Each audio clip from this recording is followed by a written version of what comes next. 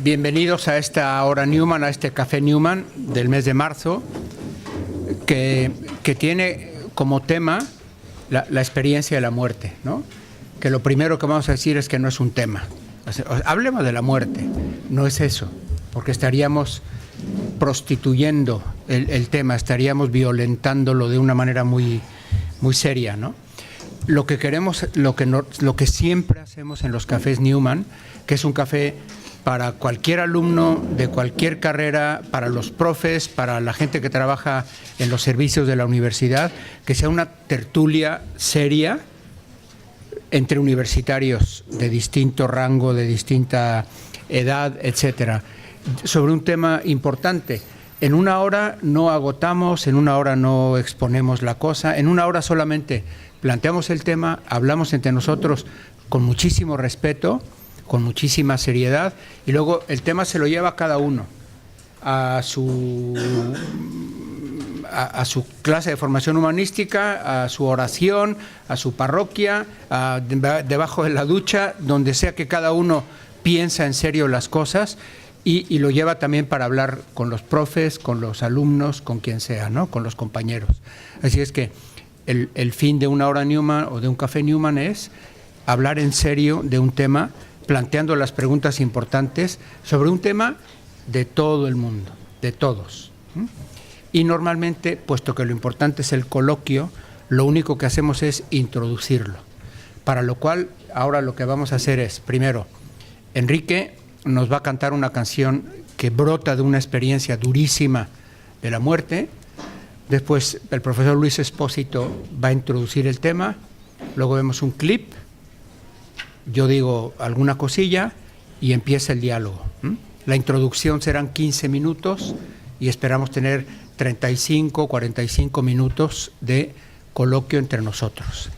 Bien, y puesto que la muerte no es un tema, en noviembre del año pasado, no del 18 sino del 17, un compañero de primero de administración más ADE, por tanto de vuestra edad, murió en una experiencia durísima, para él, por supuesto, para su familia, pero también para la clase, ¿no?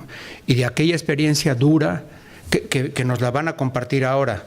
Enrique era compañero, Luis era profe y hay otros compañeros aquí. Y de aquella experiencia surgieron muchas cosas duras, pero creo que muy hermosas que pueden ponernos en tema. Y una de ellas es que a un alma de artista le brota una canción, que es con la que vamos a empezar, Enrique, así es que todo tuyo. Y el compañero era Juan. El compañero era Juan, se llamaba Juan, efectivamente. Bueno, fue una experiencia muy dura para todos, obviamente, que se vaya una persona tan joven, además de 18 años, y todo pues fue algo muy duro, y de eso, bueno, y de ahí, pues, de ese dolor, de ese sufrimiento, de esas emociones, es de donde nació esta canción. He de decir que yo no canto fatal, de hecho. La canción está compuesta para una amiga que no ha podido venir porque está mala, pero bueno, lo importante era transmitirla, que podáis ver un mensaje al final más que otra cosa, y espero que os guste.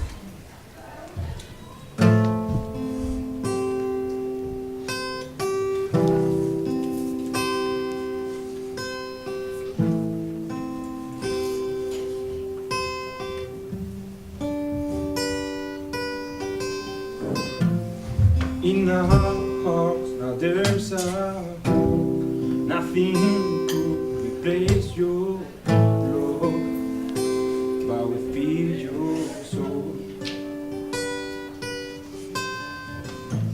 The perfect peace for we all, and lighter ways when we feel lost. Can this be our home? Nothing matters, now you're gone. Our big problems turning small. There's a light, focus on. There's your shine, make us strong. Fly, body, fly, 'cause the air will not enough for your side. You complete your aim, not your time. In our minds, you said forever yours, mine. You taught us how to live our lives. So now keep going, don't you rise.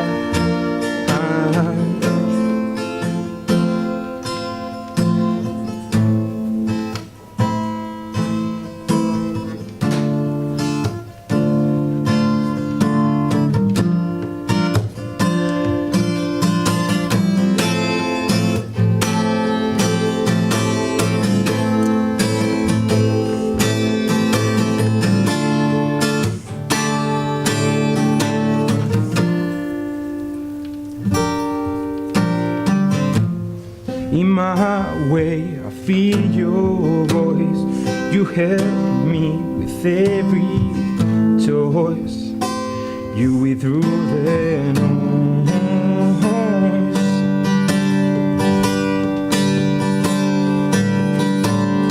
Fly, body, fly, 'cause the air will not enough for your side. You complete your aim in the side. So natural time. In our minds, you said forever your smile. You taught us how to live our lives. So now keep going, don't you rise.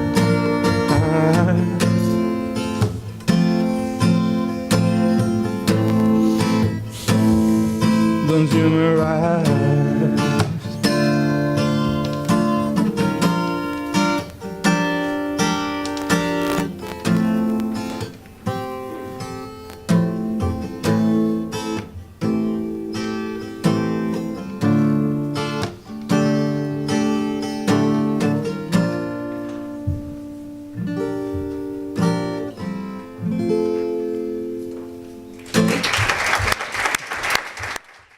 Cuando escuchaba a Enrique, en mí se entraba una tristeza importante que está relacionada con lo que vamos a hablar, porque me estaba acordando del momento en que íbamos todos juntos a la capilla, una vez ya había fallecido, y fuimos a una primera misa que salimos todos juntos camino de ella, ¿no? Donde lo único que pudimos hacer fue abrazarnos después de la misa, no sé si lo recordáis, y nos tomar un café y llorar, ¿no? Bueno, os cuento. Os voy a contar una serie de pinceladas y la primera está ligada con esto. El otro día cogí el móvil para buscar el WhatsApp que tenía con Juan, y el 16 de noviembre Juan le preguntó: Juan, ¿qué tal está tu madre? Dice: pues mira, todo ha salido estupendamente. La operación ha sido un éxito. Ayer se vino a casa. El tumor ha sido pillado con mucha antelación. Esto fue el 16 de noviembre. El 17 de noviembre le digo: hola Juan, nos vemos a las 16 en la sala de CAFIP, una tutoría, ya sabéis. Y me dice: sí, perfecto, viene Sofía también. Esto fue el 17 de noviembre. El 24 de noviembre, Juan, un tumor que en principio no era maligno, que no tenía por qué pasarle nada, crece de una manera inesperada y entra en coma, y unas horas después, todavía tiemblo, se muere. Y entonces aquí os lanzo la primera pregunta, la primera pincelada, ¿no? Todos somos conscientes de que vamos a morir, pero ¿realmente somos conscientes de que vamos a morir? ¿Estamos preparados para ello? ¿Estamos preparados para que los demás mueran? Esto es una vivencia que sentimos con Juan y que nos costó y que nos sigue costando, de hecho, vivir con ella. Una siguiente pincelada, me voy a poner la gafa, me ocurrió el otro día. Estaba en una despedida de sorpresa y pues eso, de que como tengo 54 años, pues me rodeo ya de gente con 54 años también. Y esa gente pues tiene problemas. Y da la casualidad que dos de las personas con las que estaban tienen cáncer en este momento. Una cáncer de mama y otro cáncer de vejiga. Y me dicen que no se lo han dicho a sus hijos. Sus hijos tienen 11 y 12 años. Les pregunto por qué y me dicen que porque no les quieren hacer sufrir, que para qué quieren hacerle sufrir. Entonces, la segunda tema que os lanzo es: ¿debemos ocultar esa realidad que está ahí? O todo lo contrario, deberíamos sacarla, porque es una manera de educar y de enseñar a una realidad que es evidente, ¿no? Hoy a mi hija le preguntaba: Leire, ¿de qué voy a hablar? Y como ya se lo he dicho un par de veces, aunque me lo dijeron estos lunes, me dice: de la muerte. Digo, vale. Digo, ¿y qué te parece la muerte? Dice: pues que no me gusta. Digo, ¿pero por qué no te gusta? Porque voy a soñar que te van a matar. Digo, ¿pero entonces temes la muerte o temes que me maten? Ya, pero no es un tema que, probablemente porque en casa tampoco lo hablemos suficientemente, ¿no? O de la manera adecuada. Y ahora os voy a contar dos historias que son muy personales. Y perdonad porque son muy personales. En septiembre del 2002, mi padre me deja un mensaje en el contestador, cuando se escuchaban los contestadores, ¿vale? Y el mensaje de mi padre dice: Luis, Fernando, que era mi hermano pequeño, que tenía 33 años, le ha dado un infarto y se ha muerto en la playa de Málaga. Yo estaba en Jaén. Por detrás se oía la voz de mi madre que gritaba: no puede ser que mi hijo haya muerto, es imposible que mi hijo haya muerto. Yo me fui a Málaga. Cuando llegué a Málaga, mi madre todavía no había podido ver el cuerpo de mi hermano y no hacía nada más que decirme: Luis, ¿verdad que hay un error? Fernando no ha muerto, es imposible. Bueno, pasaron unas horas, por fin pudimos entrar a verlo. El cuerpo ya estaba deformando un poco, pero se identificaba claramente que era mi hermano. Mi madre le dio besos y cuando salimos seguía diciendo: pero no era Fernando. No, ¿estáis seguros que era Fernando? La pregunta que os lanzo, el tema es: ¿por qué nos cuesta? Bueno, mi madre han pasado, pues 2002, 16 años. No, superarlo no lo ha superado. Pero bueno, ya puede vivir con ello, ¿vale? ¿Por qué nos cuesta tanto superar la muerte de un hijo, de un hermano, de un padre, de nuestros amigos? ¿Por qué hoy todavía nosotros sentimos... Bueno, ¿por qué nos cuesta, incluso os lanzo, aceptar nuestra propia muerte? Es decir, si sabemos que estamos... ¿por qué nos cuesta tanto? Y ya acabo, la última tema. Un día me dicen lo de la muerte de mi hermano y la muerte de quien os voy a hablar ahora, de mi tía Antonia. Yo soy andaluz, y en andaluz no se dice tía, se dice tita, de mi tita. Me dicen que se está muriendo. Mi tita no es una tita normal, era como mi madre, me educó durante muchos años, fue con la que yo viví, y para mí era mi madre. Total, que decido irme a Andújar y ella ya no estaba consciente, estoy al lado de ella en la cama y estoy dándole la mano. A pesar de que bastante gente me insistía: no, déjala, salte. Bueno, yo creía que me tocaba estar con ella en ese momento. La cuestión es que en el último final, ella echó una lágrima. Y yo le dije: tita, no tengas miedo. Y le lancé una sonrisa. Esa sonrisa todavía me golpea, porque yo quería tranquilizarla, pero no sé si ella entendería esa sonrisa como una falta de respeto. A mí me golpea, me entendería como lo que yo quería trasladarle, que era: tita, tranquila, no pasa nada. Ella era muy creyente, yo de las personas más creyentes que he conocido. Y la otra pregunta que me hago es: ¿tuvo dudas sobre la existencia de Dios en ese último momento, a pesar de su creencia? ¿Era simplemente una lágrima fruto de la despedida? Pues como cuando nos despedimos de alguien por un tiempo, ¿no? ¿O era el sentimiento de recibir algo tan injusto como la muerte? Bueno, en una palabra, los temas que os lanzo, las pinceladas, ¿Pensamos sobre la muerte? ¿Reflexionamos suficientemente sobre la muerte, aun sabiendo que va a llegar? ¿Debemos temer a la muerte? ¿Debemos ocultar la posibilidad a los demás de que existe? ¿Es posible superar la muerte de un ser querido? Y si me podéis ayudar, ¿por qué creéis que mi día echó esa última lágrima? Al lado mío había una monja que la acompañaba y me dijo que siempre se nace llorando y se muere llorando. Y ahora simplemente os dejo con un trozo de película, con un trocito de película que tal vez nos pueda ayudar a dar respuesta a estas o a otras preguntas que vosotros queréis lanzar. Todavía me cuesta aceptarlo. Ya sabe que es así. No consigo resignarme. Es como es la ley. Cuando cierre los ojos, millones de hombres morirán en el mismo segundo que usted. Pero yo ya no estaré aquí. Yo desapareceré para siempre.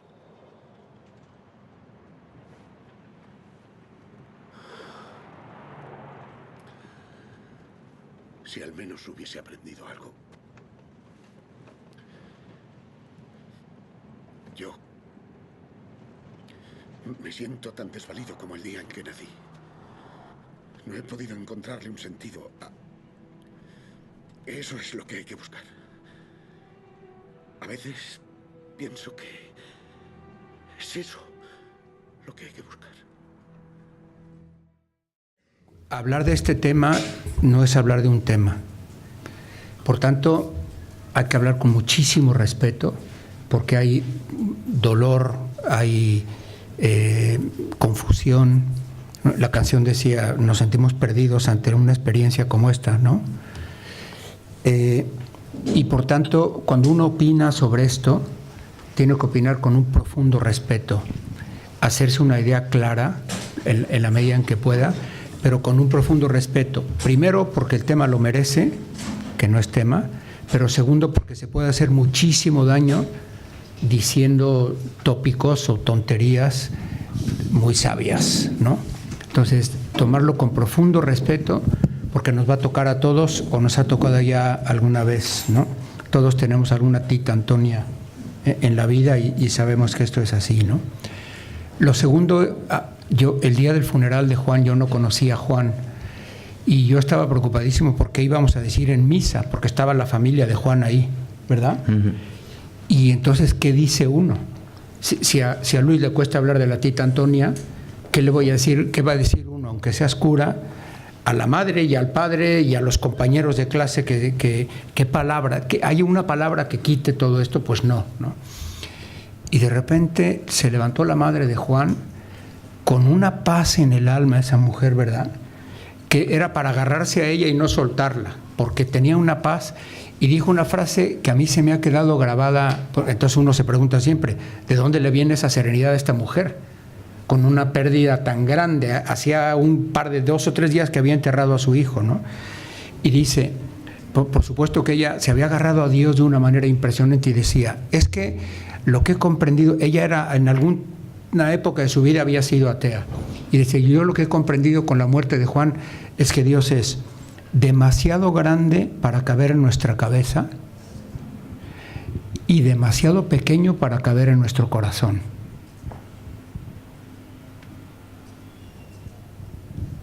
Me encantaría poder haber dicho una frase como esa en mi vida, ¿no? Demasiado grande porque uno empieza a hacerse 1000 preguntas, 1000 preguntas, 1000 preguntas, 1000 preguntas y no entiende nada, ¿no? La muerte es un misterio, pero verdaderamente que no tiene solución. Y por tanto, ¿a quién le hago esas preguntas? Pues es instintivo hacérselas a Dios, ¿no? Pero no es automático el encontrar respuestas, porque uno puede hacérselas y no encontrar respuestas, puede hacérselas y encontrar lo que encontró esta mujer, un Dios demasiado grande para decirme, ven Natalia, te voy a dar la explicación de por qué se murió tu hijo, ¿no?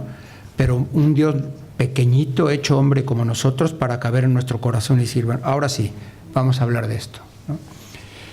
Y entonces uno se topa con Dios o para encontrar una luz o para encontrar un muro y romperse las narices y romperse la cabeza y romperse el corazón y ir por la vida como un huérfano, quién sabe hacia dónde, ¿no? Pero esto no lo puede hacer nadie por mí. San Pablo, cuando se preguntaba de estas cosas, porque es muy fácil decir, ¿sabes, Juan? ¿Sabes, Luis? Cristo ha resucitado. ¡Oh, qué bien! ¡Aleluya!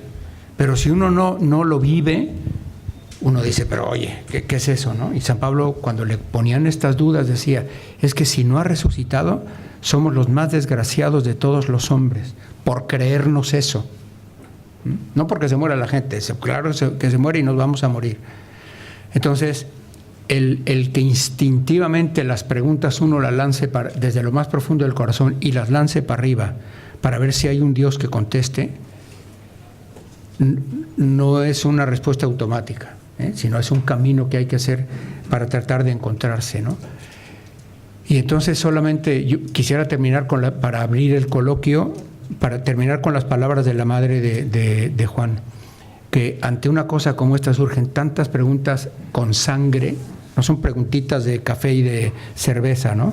Sino con sangre, es decir, ¿es de verdad Dios demasiado grande para entender, pero que se ha hecho demasiado pequeño para estar aquí en medio y ayudarnos, y verdaderamente ha vencido la muerte, como venció la muerte en esta mujer que había perdido a su hijo y tenía esa paz? Tenéis la palabra. Yo tengo asumido que voy a morir en algún momento y que es algo natural y que puede llegar en cualquier momento. ¿Qué pasa? Que están los del alrededor, los del entorno, que son los que sufren. Ese sufrimiento viene venido por el amor, o sea que es inevitable. Muerte, sufrimiento y amor van ligados. Y luego os voy a contar algo que me pasó hace dos semanas, 2 fines de semana, que se murió la madre de mi padrino.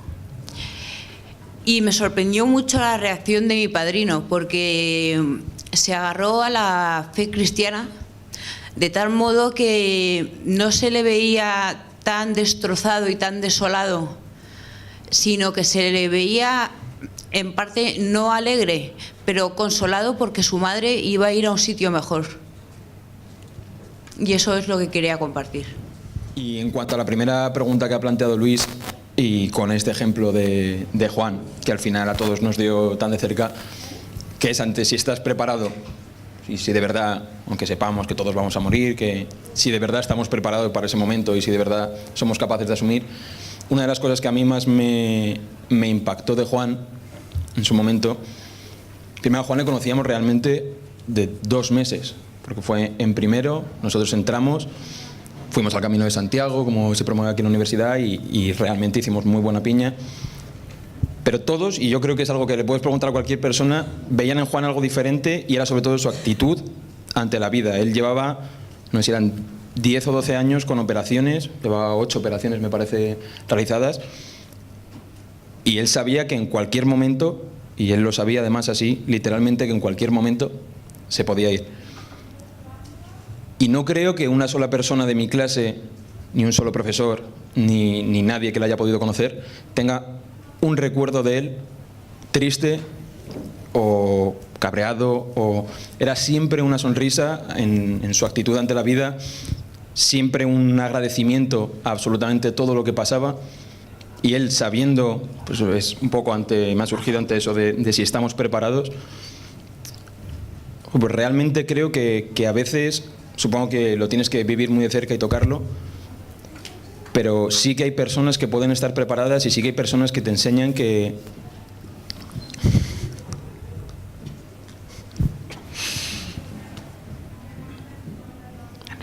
me habéis matado. Bueno, ese es Juan.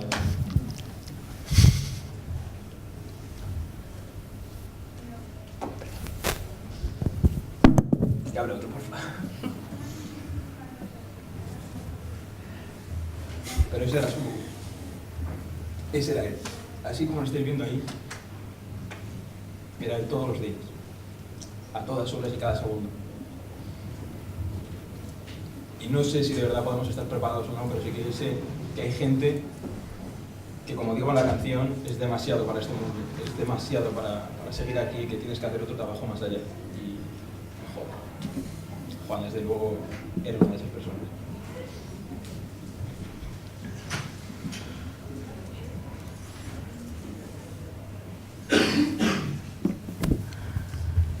Bueno, gracias, Enrique. ¿Alguien más? Bueno, mientras alguien se anima, voy a cambiar un poquito las tornas porque esto no es así, ¿eh? Bueno, perdón, no es que sea. Una de las experiencias más duras para mí como sacerdote es acompañar un grupo de padres o madres y madres que han perdido niños por cáncer, que es, imaginaros, ¿no? lo que puede ser eso. Y hay distintas reacciones, hay fe, hay no fe, hay muchas formas de tomarlo. Pero una de las que a mí más me han impresionado es, cada 15 días venían de Valladolid un padre y una madre, y hablaba ella y el padre callado, y le decíamos, Antonio, habla, le decía a su mujer, ¿no? Y no hablaba. Y a los 6 meses de venir, en una reunión, hizo el intento como que iba a hablar, se me queda mirando a mí y me dice, ¡qué putada!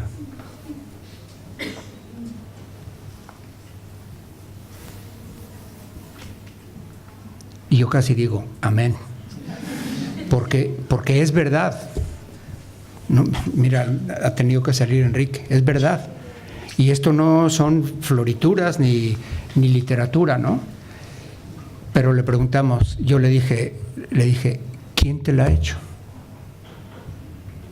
Peléate, defiéndete, ¿no? Porque enfadarse con Dios, pelearse con Él si hace falta, cogerlo por las solapas, es una forma de fe, ¿no? Yo no me peleo con la pared, y si me peleo con la pared ya está. Entonces el decir, claro que esto es una cosa, una faena, ¿no? Pero ¿y qué hacemos, no? Entonces, esto es solo para decir lo mismo que estamos diciendo, es que no es un temita fácil. Sin embargo, necesitamos tener en el corazón y en la cabeza preguntas y lo más que podamos de respuestas. Así es que si alguien quiere compartir también alguna experiencia dura, somos maduros, somos adultos, vamos a respetar lo que quieran y comparta. Experiencias, pero sobre todo lo que me gustaría era opinar respecto a si debemos educar o formar a nuestros hijos sobre la verdad. Yo creo que hay que hacerlo, porque una de las grandes frustraciones que se sienten cuando se muere alguien es que no estamos educados para morir, estamos educados para nacer, pero no para morir. Entonces, si lo interiorizáramos y lo incluyéramos en nuestra vida, pues hay culturas que realmente crecen sabiendo que nacen pero que van a morir y viven la muerte de otra manera diferente a la nuestra, ¿no? Entonces, deberíamos hacer algo lo más normalizado posible de la muerte y no ocultárselo a nuestros hijos. Al contrario, creo que les hacemos fuertes si les hacemos que se enfrenten a una realidad que puede ser cuando tengas 80 años o cuando tengas 20 y tantos, como este chico que la verdad es que transmitía luz, o sea, en su cara, ¿no? Yo no le conocía, pero la foto me parece que transmitía luz. Entonces, yo creo que todos deberíamos educarnos, o sea, los mayores deberíamos educar a los pequeños y a raíz de ahí, en el crecimiento de la persona, sobre la muerte, ¿no? O sea, se va a morir, sin lugar a dudas. Yo, y cuento una experiencia muy chiquitita, y es que cuando murió mi padre, fue al entierro a acompañar a mi hijo, que tenía 12 años, un amiguito suyo, y no había ido nunca a un entierro. Y entonces, cuando salió del entierro, cuando acabó el funeral, me dice, ¡joder, Ana, qué de gente! Dice, yo no había venido nunca a una cosa de estas, estaba emocionado. Se murió a los 4 meses de una leucemia.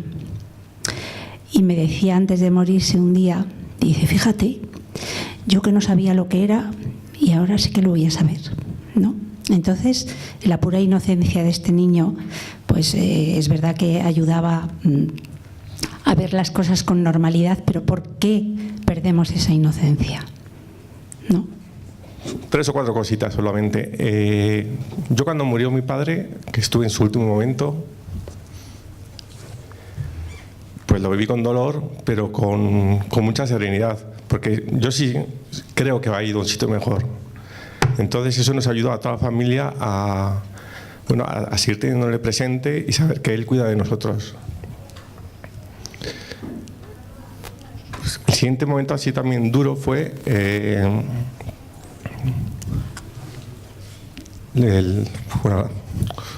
un aborto, ¿no? Ya con 6 meses de gestación. Ahí sí, sobre todo mi mujer, se enfadó mucho con Dios. Y con el tiempo vimos que eso no conducía a nada y solamente lo superamos cuando volvimos a Él. Por otro lado, tenemos ahora, gracias a Dios, una niña de 4 años que es muy consciente de que tiene hermanitos en el cielo. Y nosotros siempre que hay un funeral, un tanatorio, cualquier cosa, la llevamos. Porque es algo natural y ella habla de sus hermanos y con toda paz. Y por último, Luis, de las explicaciones que has dado sobre la lágrima de tu tita, a mí la que se me ocurre más plausible es también el de la lágrima de alegría de ir al cielo. Por si te sirve. Y quería hablar sobre la cuestión que has dicho de el ocultar que alguien pues se está muriendo. Y yo creo que no deberíamos hacerlo por el hecho de que muchas veces pues un cáncer o cualquier tipo de enfermedad, esas personas también tienen que prepararse y pasan primero por otra especie de duelo. Y tú piensas que ocultándoselo, pues por el amor que sientes hacia ellos van a sufrir menos, pero yo creo que es mucho más chocante que de un día para otro llegues y digas, oye, que tu tía, tu abuelo, quien sea, se ha muerto. Entonces que hay que, o sea, siempre, por muy duro que sea, hay que hablarlo y contar las cosas, por muy pequeños que sean también los niños. O como ha dicho Ana, que muchas veces yo he escuchado a un montón de padres decir, pues el otro día se murió, yo que sé, un familiar, un amigo, lo que sea. ¿Cómo se lo digo a mi hijo? Debemos desde muy pequeños pues intentar hablar con nuestros hijos o explicarles de alguna forma de qué va todo esto. Y relacionado con lo que acaba de decir y lo que hemos hablado, me gustaría contar algo personal. Yo he tenido muchos casos de cáncer cerca de mí, pero me voy a centrar sobre todo en uno. Ay, perdón. Y es mi madre. Y bueno, respecto a lo de si hay que ocultarlo o no, yo era más pequeña, mi hermana también, pero a día de hoy creo que es algo que no es que le guarde rencor a mi madre, pero sí a veces como que se lo he hecho en cara, en el sentido de que mi madre nos lo ocultó. O sea, yo realmente no sabía que mi madre, sabía que no tenía pelo, pero no sabía que mi madre estaba sufriendo de esa manera. O sea, mi madre nos enviaba con amigos, con mis abuelos.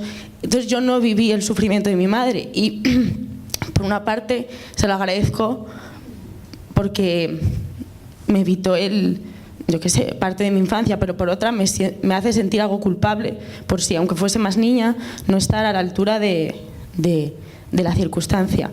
También me ocultó, aunque suene mala palabra, la muerte de mi abuelo hasta 2 días, porque yo tenía un cumpleaños y mi abuelo para mí era más, o sea, igual, equiparable a mi padre. Y me lo ocultó y mi abuelo se murió en sus brazos, o sea, me refiero, y mi madre, yo recuerdo perfectamente hasta la ropa que llevaba y me mintió, por así decirlo. Entonces, si respecto, como experiencia personal, mi opinión sobre si hay que ocultarlo o no a los hijos, pienso exactamente igual que ella. ¿Puede evitar sufrimiento? Sí, pero creo que a largo plazo se puede agradecer. Y bajo mi punto de vista, a día de hoy le sigo alabando a mi madre y le sigo diciendo día a día lo fuerte que significa para mí lo que ella hizo, a pesar de que ella lo vea como si fuese un constipado lo que pasó, pero creo que sí, que hay que desde muy pequeños hablar de la muerte, hablar de las pérdidas y sobre todo hablar del sufrimiento.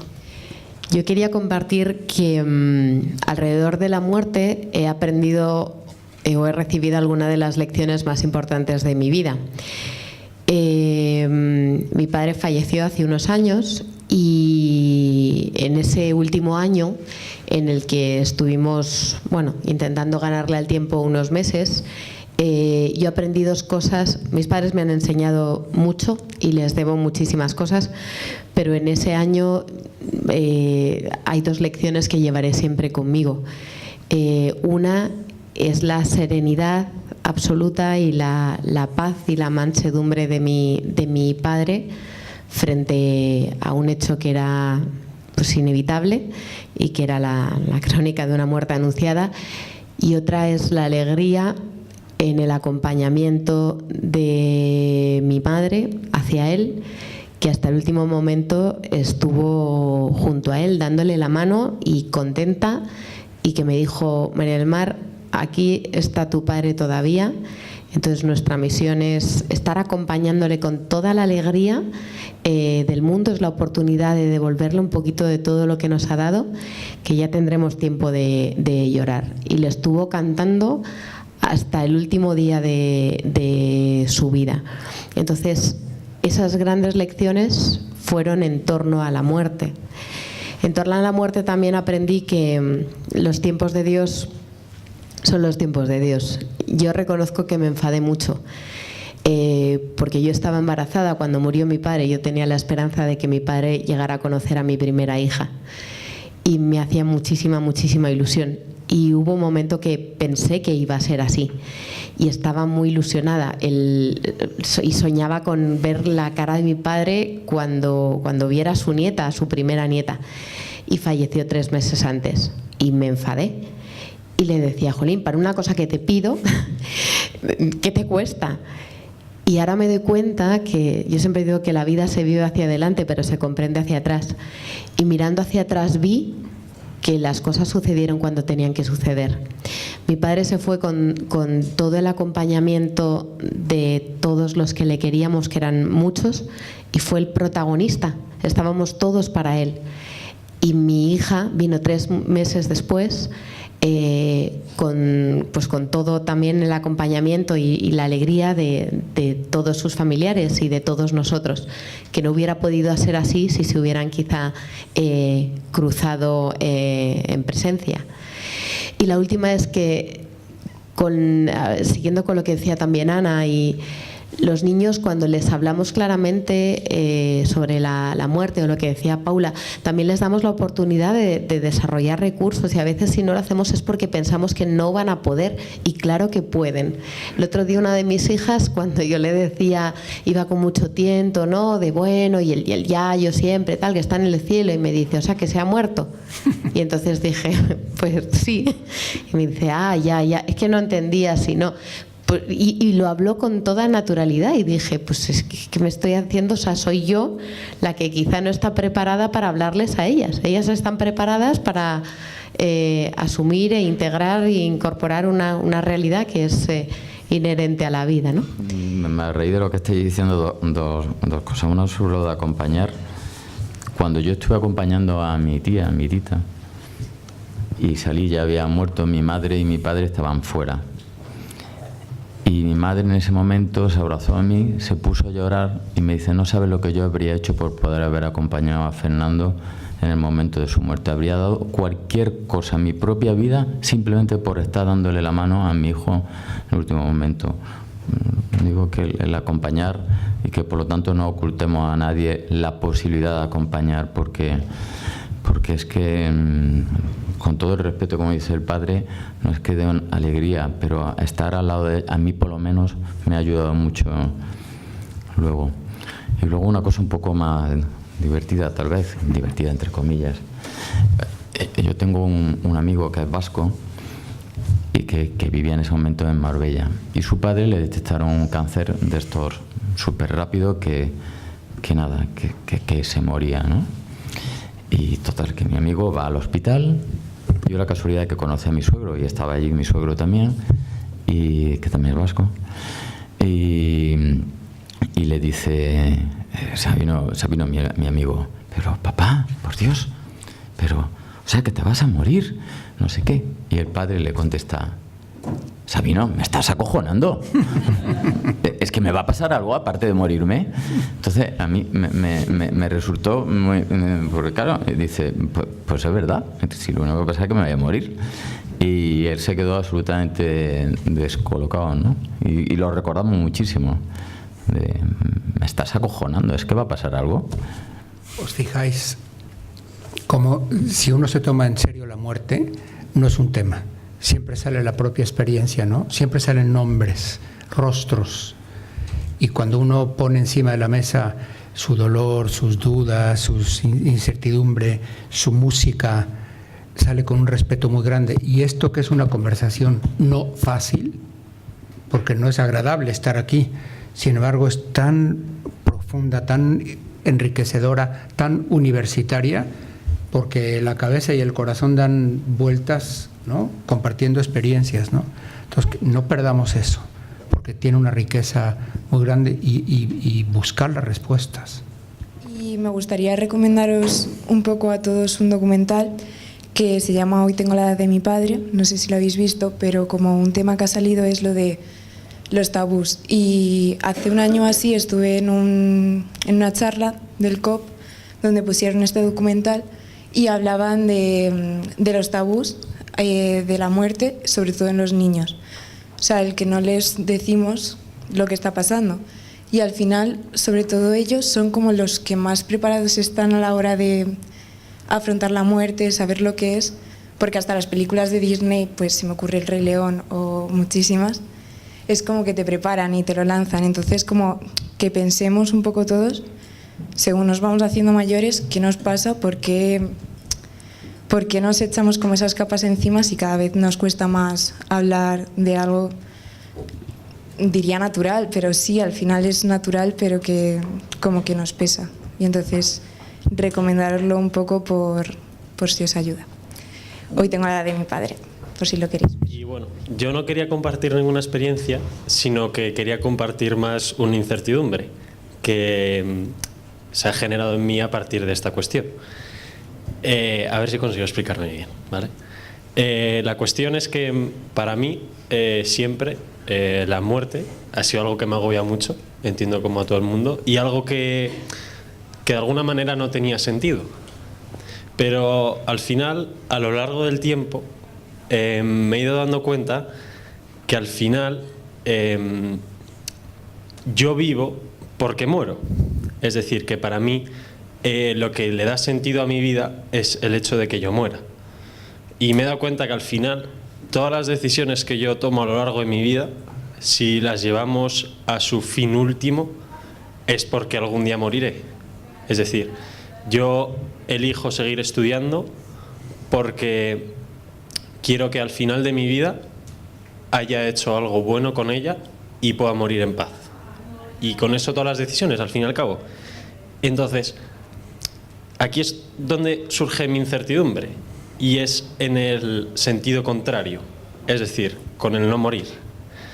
Yo desde un principio fui una persona creyente, que ahora no me lo considero, y en ese sentido he tenido el proceso contrario. Es decir, para mí desde pequeño la no muerte, la vida eterna, tenía sentido, porque de alguna manera aliviaba ese dolor que generaba la muerte, que es de lo que al fin y al cabo veníamos hablando todo el mundo, sobre cómo al final Dios nos ayuda a sobreponernos a la muerte. Pero lo cierto es que ahora a mí me genera todo lo contrario. Es decir, a mí la vida eterna no me consuela, sino que todo lo contrario, me agobia. Es decir, el hecho de pensar que yo no moriría es lo que para mí no tiene sentido. Es decir, porque como ahora me he dado cuenta que al final es la muerte lo que da sentido a mi vida, digo, es que si no muero, ¿no? Es decir, si yo vivo eternamente, ¿qué tiene sentido? Y esa es como una gran incertidumbre para mí, ¿no? Porque dices, joder, una es una putada, ¿no? Porque morir, dices, nadie lo quiere. Digo, pero es que vivir eternamente para mí lo es de la misma manera.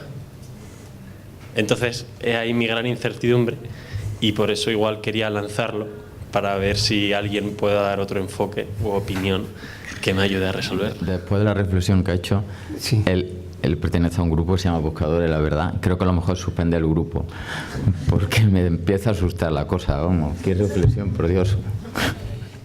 Jorge, hace unos años tuvimos un debate en la casa entre profes ateos o agnósticos y profes creyentes. Yo estaba ahí metido, ¿no?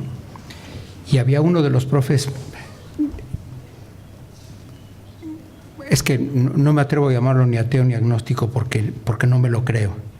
Al ver el tamaño de corazón que tienen, muchas veces el corazón va por delante de la cabeza, que quizá eso es lo que está detrás de tu pregunta. Pero este profe decía, yo no sé si hay algo después de la vida o no, pero a mí una cosa que dure toda la vida, no la quiero. Exactamente lo que tú has dicho. Solo que este tiene, o tendría entonces 40 y algún año, ¿no? Joven. Entonces, si solo entendemos la vida eterna como durabilidad, como duración eterna, yo tampoco la quiero. Y firmo lo que tú acabas de decir. Y si me hicieron para eso, no sé si en esa durabilidad me lo voy a encontrar, pero le voy a decir, oye, qué putada, ¿no? En cambio, si el corazón está hecho para el encuentro con... O sea, ¿qué es lo que justifica lo de aquí? Que saques una carrera fenomenal, pero que te encuentres a alguien a quien amar y alguien que te ame. Eso vale más que cualquier carrera y que 20 carreras, y lo sabes, ¿no? Entonces, si lo de allá no es un encuentro con alguien, no lo quiero, porque es pura durabilidad. Pero si es un encuentro que dura, ya lo que le da valor es el alguien. Bueno, yo con Jorge sabemos que muchas veces compartimos muchas ideas y cuando planteamos pues en ese grupo de buscadores de la verdad planteamos muchas cuestiones y siempre pensamos muy parejo y me pasa un poco lo mismo. Y esta mañana cuando Luis me pidió que si podíamos tocar aquí y venía pensando un poco en lo que iba a ser la charla, realmente mi conclusión fue algo muy parecido a lo que Jorge estaba diciendo y viene a ese sentido de... Pues eso, cuando le buscas el sentido a la muerte, porque dices, joder, no tiene un sentido porque te mueres y ya está. El por qué realmente existe la muerte y por qué nos trae aquí. Y sí que creo como él que realmente si no tuviésemos ese fin, al final creo que seríamos como amebas, que pasaríamos por la vida, simplemente no tendríamos una obligación de hacer nada ni un requerimiento de hacer nada y simplemente pasaríamos por la vida como cualquier cosa.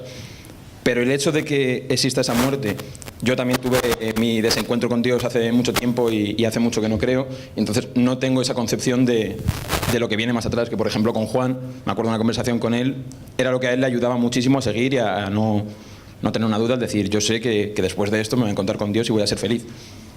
Y yo esa percepción no la puedo tener. Pero sí que creo que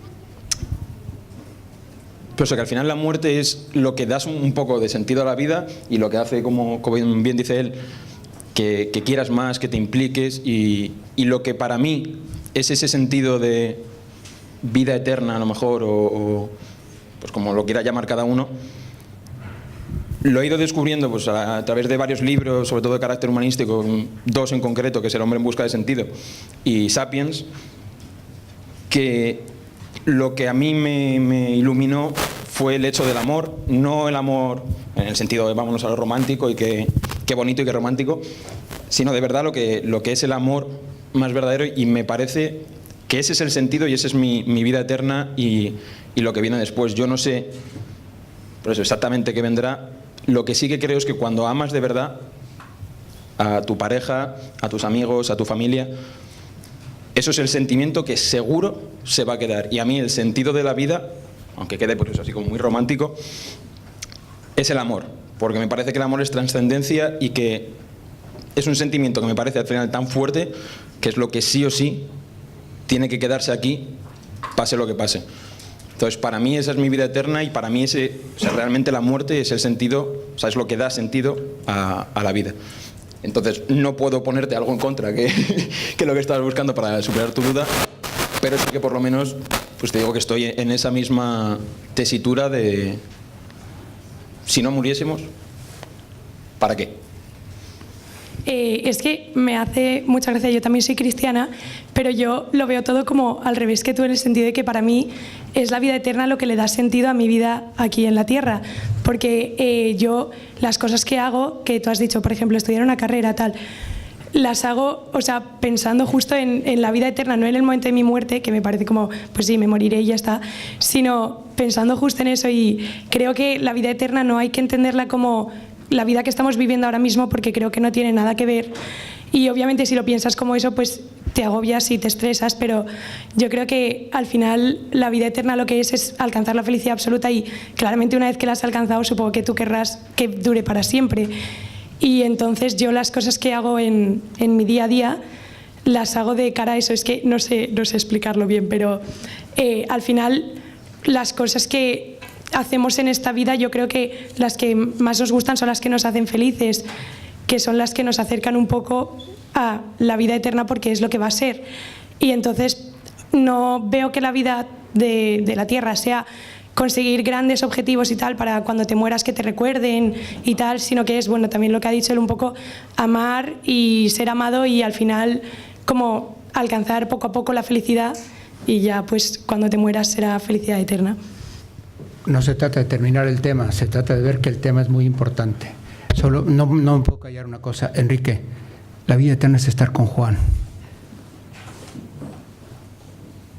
Y en la liga que ya está jugando, como nos decías tú, y volver a encontrar esa sonrisa, y ojalá dure muchísimo el encuentro, ¿no?, al que ya llegó. Bueno, gracias a todos los que habéis hablado, los que estáis pensando, los que estamos pensando. Y hay que seguir esto es universitario, esto es personal, y hay que encontrar respuestas muy propias en esto, ¿no? Que son más que respuestas. Una pequeña ayuda para eso, el que quiera. El Instituto Newman no solo ofrece la posibilidad de plantearnos juntos preguntas importantes, sino también insinuar algunas posibilidades de respuesta. Entonces hay algo que llamamos minicurso sobre el tema. Tenéis la información ahí en las hojitas, no hago propaganda ni nada, lo va a dar el profesor Santiago Ubel, que es una conversación un poco más larga con él sobre este tema. Así es que gracias a todos, gracias Luis por ayudarnos, Enrique, gracias por entonarnos una buena conversación, y nada más, adiós a todos.